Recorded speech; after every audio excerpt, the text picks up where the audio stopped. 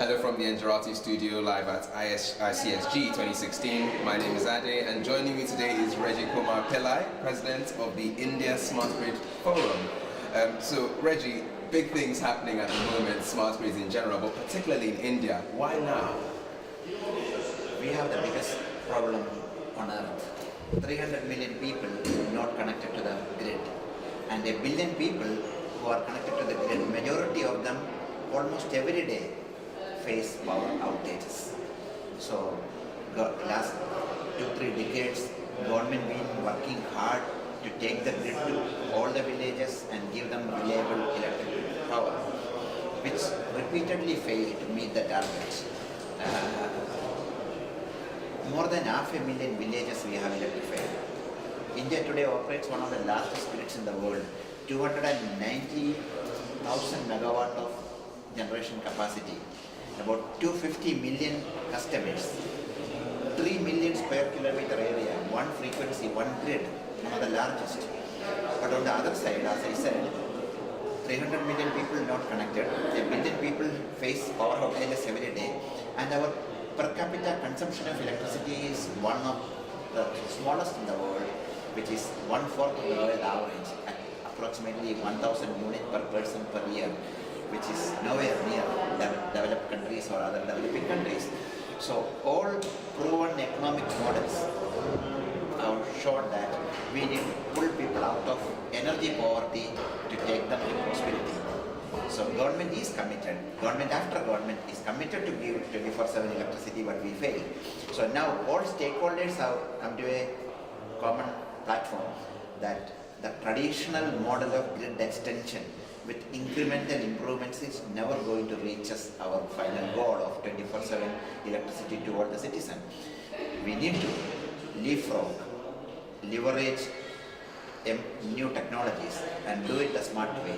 So smart grid is more relevant for India, more critical for India, and also, as I said, we produce over 1 trillion units of electricity, trillion kilowatt hour of electricity, which is not the largest in the world. But 33% of them is lost. 1/3 of it is lost in the wire itself. It doesn't reach the customer. Some of them is stolen. Some of them is lost because of the technical losses. The grid is not built according to sound engineering design. So we have huge technical losses and a lot of theft in certain pockets, which make the entire business almost unviable at the distribution end. So we need to have all these new technologies which will show us or give us the capability to monitor power flows in real time.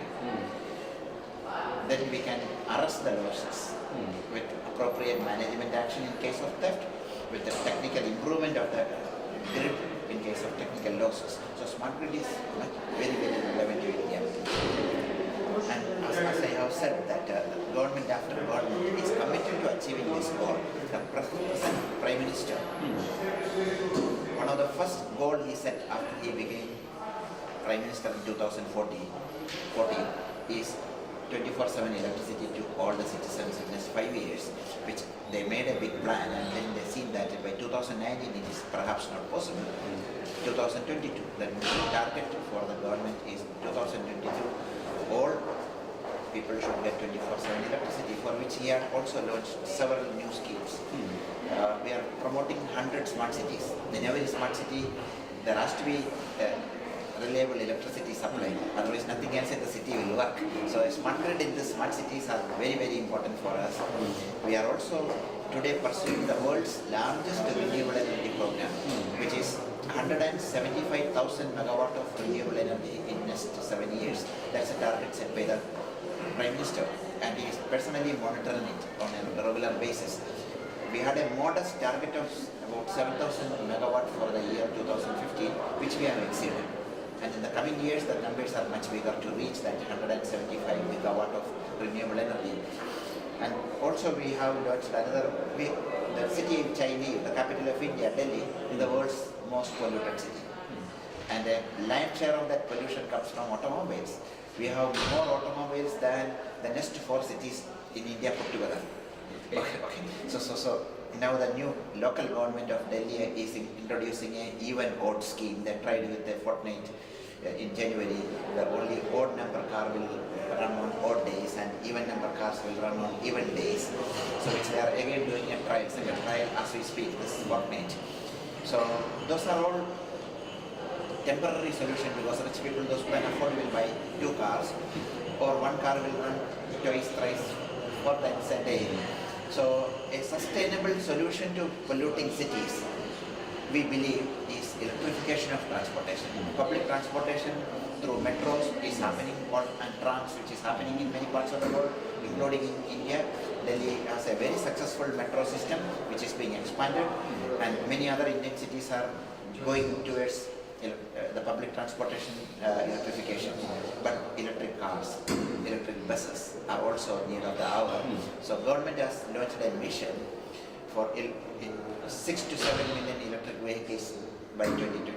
That's another very big target, one of the largest electric vehicle rollout programs in the world, which again require a smart grid.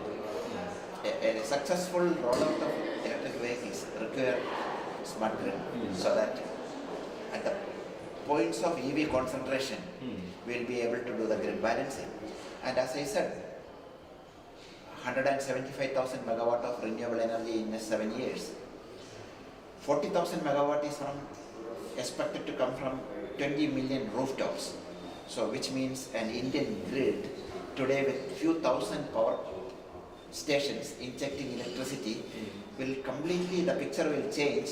20 million rooftops will inject electricity in addition to thousands of power plants.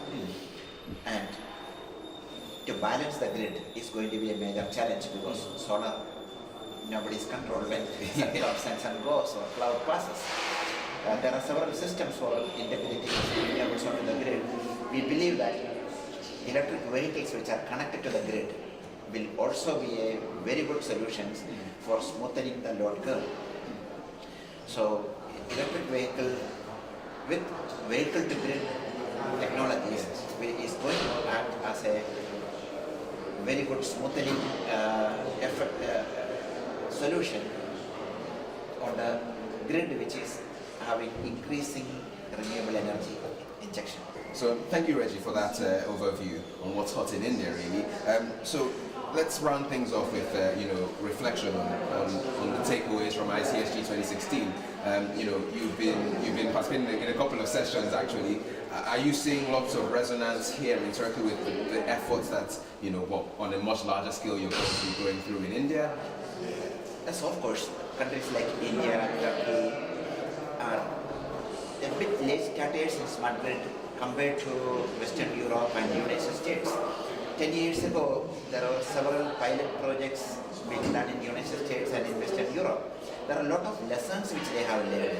What technology works, what doesn't work, what regulation work, what doesn't work. They're rich of experience which gained by utilities and policymakers in Western Europe, in Japan, in South Korea, in North America.